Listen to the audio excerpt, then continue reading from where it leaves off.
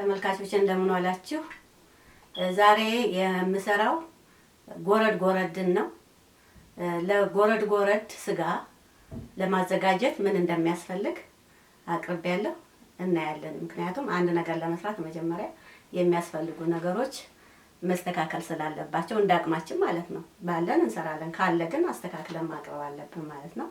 እና እነዚህ ናቸው የሚያስፈልጉት ብዬ አቅርቤያለሁ። እና ምን እንደሆኑ እናያቸው። እንግዲህ ለጎረድ ጎረድ ስጋ ለመስራት የሚያስፈልጉ ነገሮች በርበሬ፣ ቅቤ እና ሚጥሚጣ ናቸው። እነዚህ ከዛ በርከት ይላሉ። ጨው ጨምሬያለሁ ማለት ነው። ምክንያቱም እዚህ ጋር ኮረሪማ አለ። በርበሬው እና ሚጥሚጣው የተስተካከለ ከሆነ የነዚህ መኖር አስፈላጊ አይደለም ማለት ነው። የነዚህ መኖር አስፈላጊ አይደለም። ግን ሚጥሚጣና እዚህ ውስጥ በርበሬ አለ። በርበሬያችን ሲዘጋጅ ጨው ያነሰው ከሆነ ኮረሪማ ያነሰው ከሆነ ለማስተካከያ ነው ያቀረብኩት ይሄንን እንጂ እነዚህ ሶስቱ ነገሮች በቂ ናቸው። ይሄኛው በርበሬ ነው ማለት ነው። ይሄ የተነጠረ ቅቤ ነው። ይሄ ሚጥሚጣ ነው። እነዚህ ሶስቱ ይበቃሉ ለስጋ ጎረድ ጎረድ ለማዘጋጀት። ግን እነዚህን ስሰራ ቀምሼ ወይም ከበርበሬ ዝግጅት ስህተት ካለ የበለጠ እንዲያጣፍጥልኝ ጨውና ኮረሪማ ትንሽ እጨምራለሁ። ለዚህ ነው ይሄንን ያቀረብኩት ማለት ነው። እና እነዚህ እንግዲህ ያስፈልጉኛል። 5 ነገሮች ናቸው ያቀረብኩት። ይሄ ነው። ሌላው ዋናው ስጋ ነው። ስጋው ያስፈልጋል።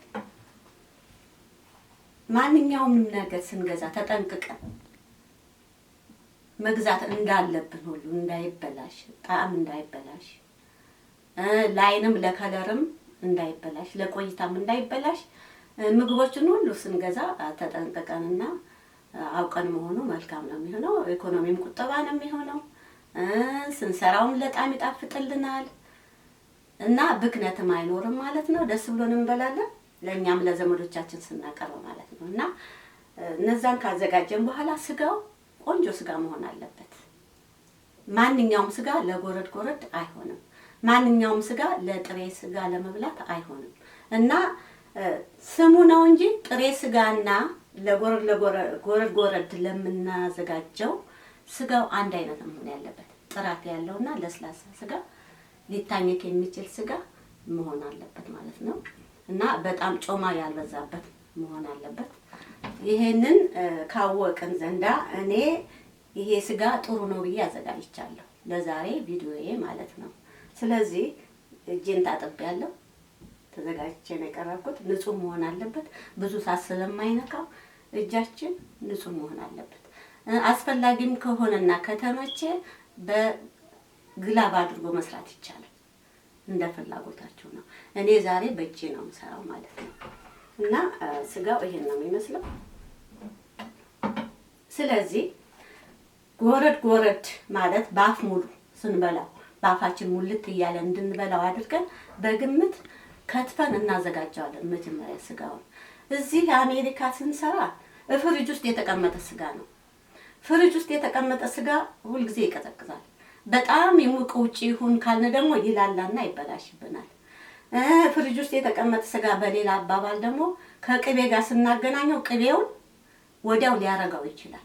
እና ቀስ ብዬ ለብ እያደረኩኝ በድስቱ አሳያቸዋለሁ። እኔ ቀጥታ ወደ ከፍሪጅ የመጣ ስጋ ለጎረድ ጎረድ አይሆንም። ስጋ ለምን? ቅቤው ስለማይቀልጥልን ስለማያቀልጠው ማለት ነው። ስለዚህ አሁን ስጋውን አዘጋጃለሁ።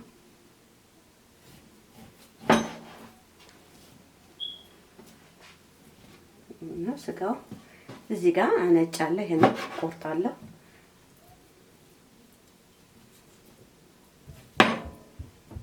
ልክ ጥሬ ስጋ እንደምናዘጋጀው ማለት ነው። ስለዚህ ምንም አሁን ይሄ በቁመት ምናምን የምንለው ነገር የለም። ግን ላፋችን እንዳያንስም እንዳይበዛም አድርገን ነው። አሁን አንዳንዱ እንደ ወንድ ከሆነ ተለቅ ተለቅ ነው የምናደርገው። የሴት ደግሞ የሚጎርስ ከሆነ የሴት አፍ መቼም አነስ ያለ ነው የምንለው።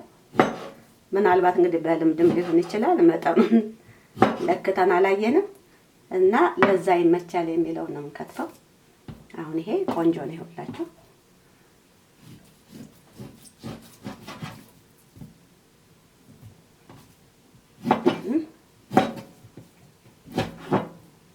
ሞላላ መሆን የለበትም ወይ በቀጭኑ መክተፍ የለብንም። ለጎረድ ጎረድ ጎመድ ጎመድ ጎመድ ነው መደረግ ያለበት። ነጭ ስጋ ካለ እንቀንሳለን። አሁን ይሄ ብቶ ትልቅ ነው። ይሄን ብጎርሰው ማለት ነው። እዚህ ብዛት ደግሞ ለተመጋቢው ነው። ለብዙ ሰው ከሆነ ለብዙ ሰው፣ ለአንድ ሰው ከሆነ ለአንድ ሰው አድርገን ነው የምናዘጋጀው። ትኩሱ ካልተበላ ስለሚረጋ ማለት ነው ቅቤ።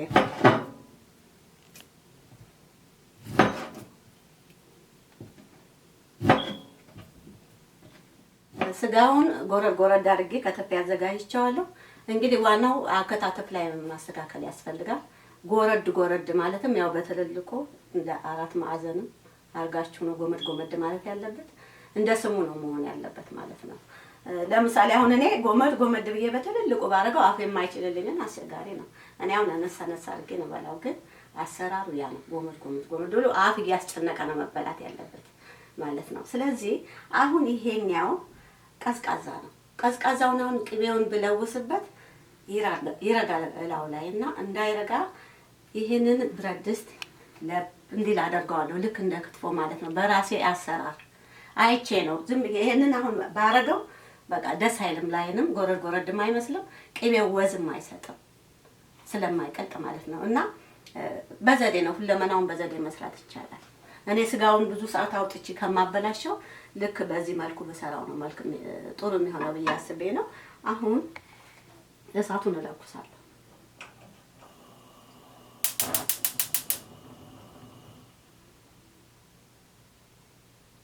ዋርም ላይ ነው ማረገው። ልክ ክትፎ እንደሚሰራ ማለት ነው። ዋርም ላይ አረጋለሁ አስተካክዬ። ከዛ በእጄ ነው እንዲህ እየዳበስኩኝ መሞቁን የማየው። እጄን መታጠብ አለብኝ አሁን ስለነካካው።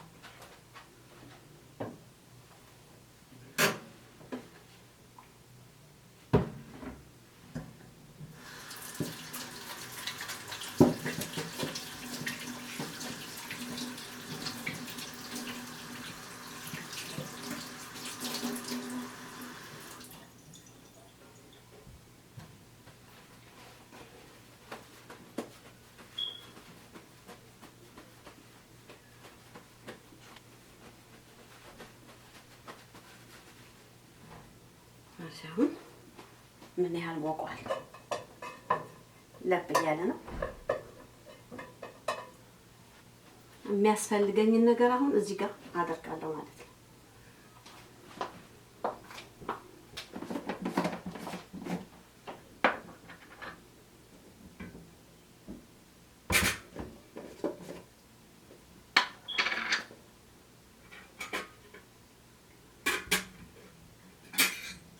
ቅቤውን አስቀድማለሁ። በርበሬ ቅመሙን ከማስቀደም ትንሽም ቢሆን እሳት ስላለው እንዳይቃጠል ማለት ነው።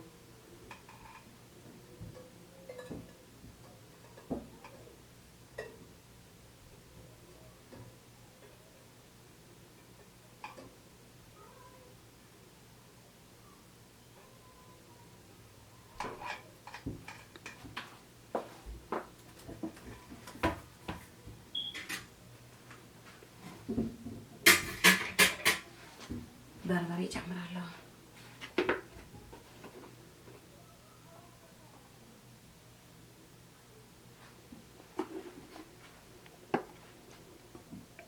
እንዳይበዛ እጠነቀቃለሁ። አንደኛ የበርበሬው ዝግጅት ነው የሚወስነው። በጣም የሚለበልብም ከሆነ የሚያቃጥል ከሆነና ተመጋቢ ያን በርበሬ የማይችል ከሆነ የግድ ሚጥሚጣ ጨምሮ የሚል ነገር የለም። ለማረጋገጥ እኔ እንዲያርጌ ወደ አፌ ወስዳለሁ። ስለዚህ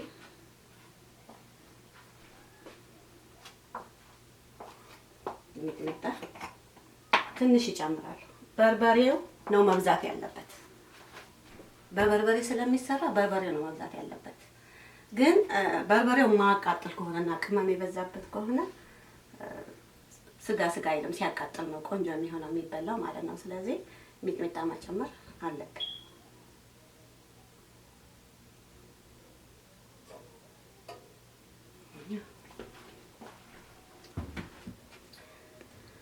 አሁን እንደኔ ኮረሪማ ይጨመራል።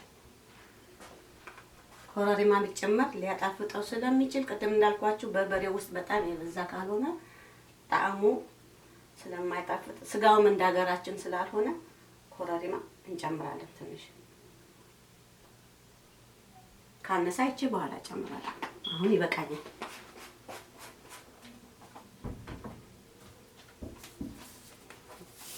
ጨው ጨምራለሁ።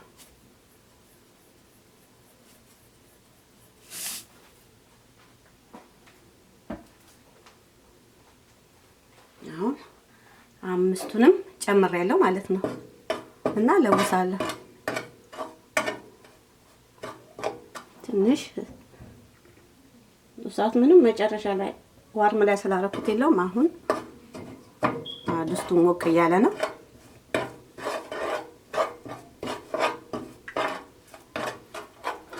አሁን ቅቤውንና የስጋውን ብዛት መገመት መቻል አለብን እንዳያንሰው ማለት ነው።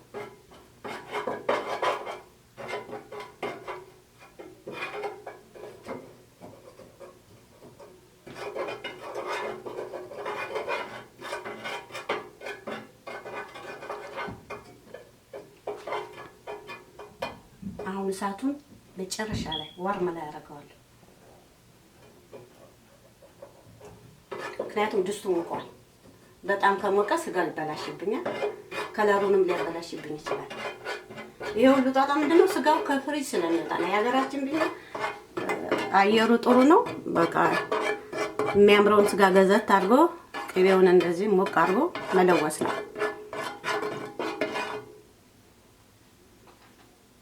አሁን እስቲ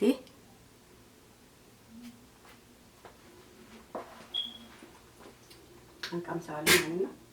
ቅቤ ትንሽ ጨምራለሁ።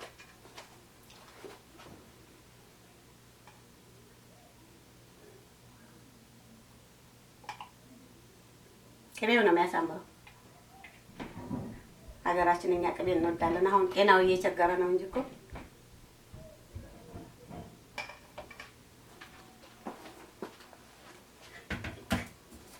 ጨውም ያንሳል።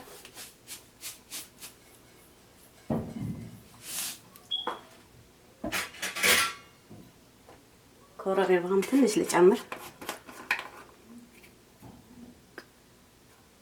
ቀስ እያልን ብናስተካክል ነው የሚሻለው። ምክንያቱም ከበዛ ሁለመናው ይበላሽብናል። ሚጥሚጣም እጨምራለሁ።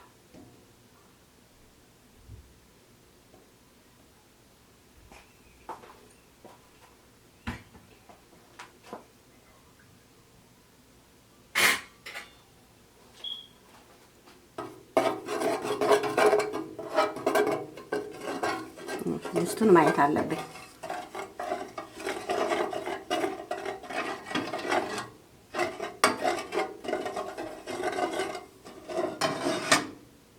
አሁን ስጋውን እጨምራለሁ ማለት ነው።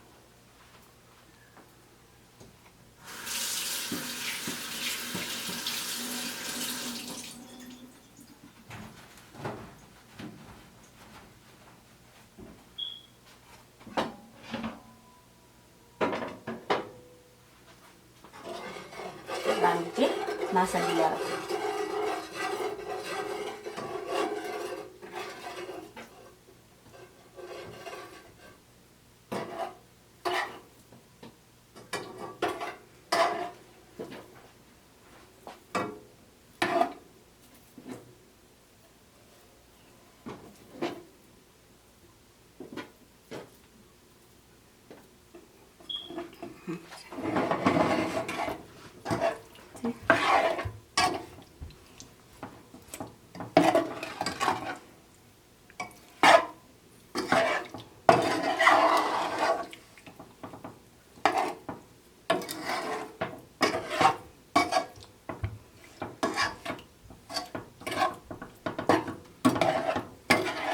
የድስቱ ሙቀት በቂ ነው።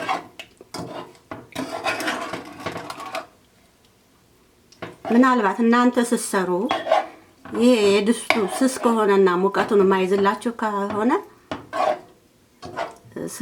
ቅቤውን እንዳይረጋላው ላይ ትንሽ ለብ ማድረግ መቻል። ድስቱን አውጥቶ መጀመሪያ ምድጃውን ማሞቅ፣ ከዛ በኋላ ድስቱን ምድጃው ላይ ማድረግ፣ ሞቀ ነገር ላይ ማለት ነው።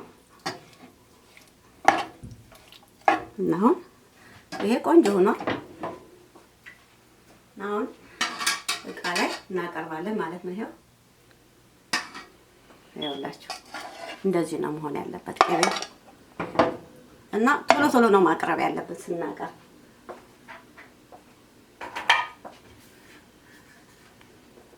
እሺ ተመልካቾቼ ወዲያውኑ ነው እኔ እቃውን ከዚህ አነሳሁና ይሄንን አዘጋጅው ስለነበረ ነው። ምክንያቱም መቆየት የለበትም እንዳይቀዘቅዝ። ቤታችንም ክረምት ስለሆነ ቀዝቃዛ ስለሆነ ነው። ስለዚህ ቶሎ መጨለፍ አለብን ማለት ነው።